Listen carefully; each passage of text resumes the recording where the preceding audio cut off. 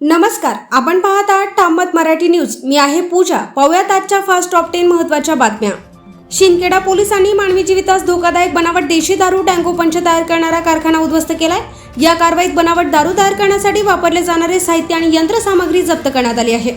छत्रपती संभाजीनगर येथे अन्न सुरक्षा विभागाने भेसळयुक्त तूप आणि पनीर तयार करणाऱ्या डेअरीवर धाड टाकत 3,12,000 रुपयांहून अधिक किमतीचा माल जप्त केलाय. संबंधित डेअरीचा परवाना निलंबित करण्यात आला आहे. धुळे तालुक्यातील मुसळधार पावसामुळे आलेल्या पुरामुळे शेतजमीन आणि पिकांचे मोठे नुकसान झाले. नुकसानग्रस्त भागाची माजी आमदार कुणाल पाटील यांनी पाहणी केली असून पंचनाम्यांचे काम युद्धपातळीवर सुरू असल्याची माहिती देण्यात आली आहे.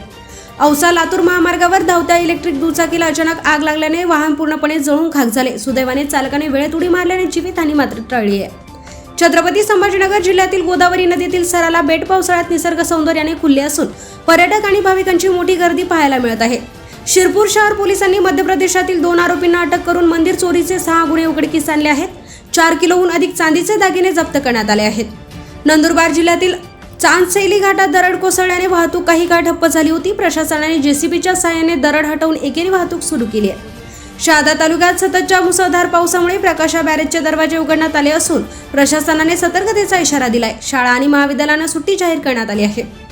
राष्ट्रीय सुरक्षा सल्लागार अजित डोवाल यांना पुणे येथे लोकमान्य टिळक राष्ट्रीय पुरस्काराने सन्मानित करण्यात आले. केंद्रीय गृहमंत्री अमित शाह यांच्या हस्ते हा पुरस्कार प्रदान करण्यात आलाय.